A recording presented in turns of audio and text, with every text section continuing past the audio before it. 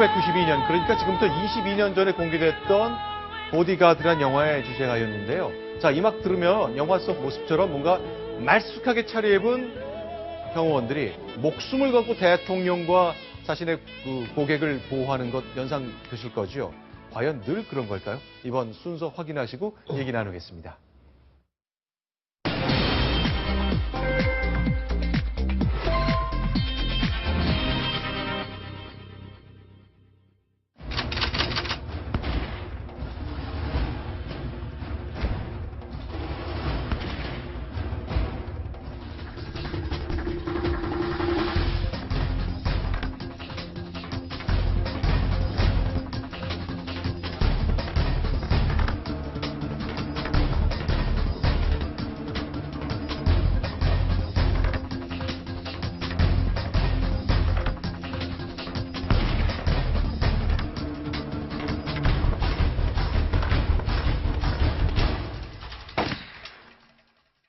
주객전도 상황이죠. 네. 경호원들이 대통령이 아니를 걱정해야 되는데 지금 미국에서는요. 대통령이 경호원들을 걱정하는 모양입니다. 어떤 일이 있었던 겁니까? 오바마 대통령이 경호원 인선에도 좀 신경을 써야 될 것 같습니다. 네. 지금 오바마 대통령이 박근혜 대통령과 마찬가지로 이제 유럽 순방 중인데요. 네. 오늘 보도에 따르면은 네. 그 오바마 대통령이 네덜란드에 도착하기 이틀 전인 22일 네. 그 백악관 산하에 비밀 경호국이 있습니다. 그렇죠. 바로 오바마 대통령이 어떤 위험에 처했을 때 먼저 구해야 하는 네. 그 소속 팀 요원들인데요. 네. 3명이 그 오바마 대통령이 도착하기 이틀 전부터 술판을 벌인 겁니다.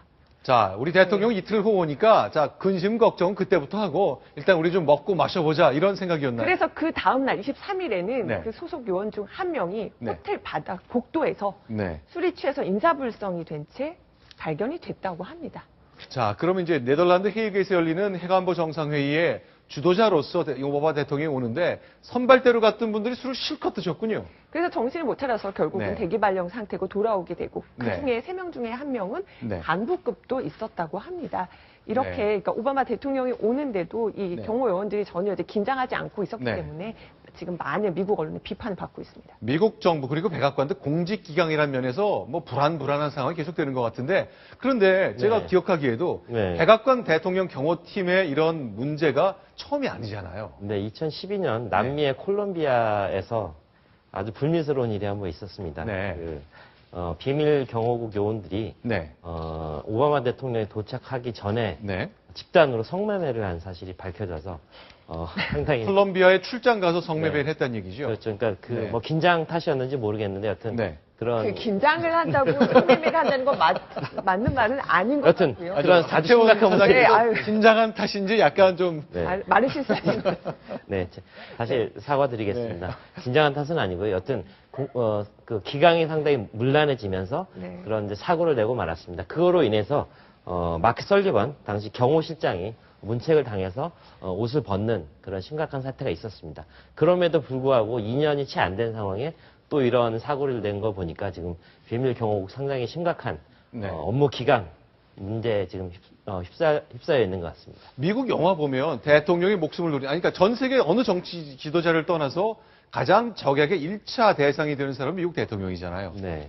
정치적으로도 그렇고 국제적으로 그런데 자 이런 일이 있다. 음주 규정, 금지 규정까지 쭉 있었잖아요. 그럼에도 크게 달라지지 않는 것 같네요. 그렇죠. 네. 근데 미 대통령 비밀 경호국 네. 하면 굉장히 오랜 전통을 가지고 있고요. 네. 심지어 하버드 대학교보다 더 들어가기 어렵다. 어. 이럴 정도로 미국에서 굉장히 존경받기도 하고 네. 들어가기 위해서 굉장히 치열한 경쟁을 치르는 곳임에도 불구하고 최근에 이렇게 문제가 생기는 거 보니까 약간은 지금 과거처럼 그런 엘리트 네. 관리가 잘 안 되는 거 아닌가 네. 그런 생각이 좀 듭니다. 자, 링컨 대통령도 그랬고 과거의 대통령들은 언제나 저격의 대상이 될 수 있기 때문에 경호국 직원들이 정말 영화 속에서 보면 네. 대단한 긴장을 계속 유지하는 것 같은데 실제는 좀 다른 모습도 있습니다. 그 미국 공직 사회도 허술하고 좀 무너지는 대목이 있긴 있나 봅니다. 그러면 과거 아주 눈에 익었던 영상이실 텐데요. 1981년과 1963년 상황으로 돌아가 보겠습니다.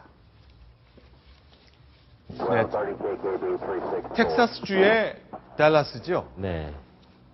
케네디 대통령이 오픈카를 타고 오다가 총을 맞는 장면입니다. 네, 저건 굉장히 미스테리였죠. 저도 달라스 현장 간 적이 있는데요. 네, 아유. 예, 저때 저격 순간인데 그 건너편에 있는 건물에 숨어서 네. 분명히 저격을 했다는 그런 증언이 나왔었는데, 네, 그렇죠.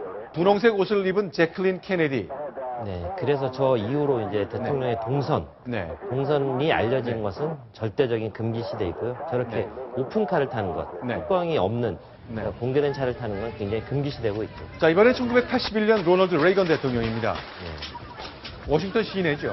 저 때는 유명한 여배우의 관심을 끌기 위해서 네. 히클리라는 사람이 그러니까 저격한 다음에 그런 얘기를 했죠. 나는 그 여자의 관심을 끌기 위해서 총을 쐈다. 네. 이렇게 얘기를 해서 또 충격을 한번 준 적이 있습니다.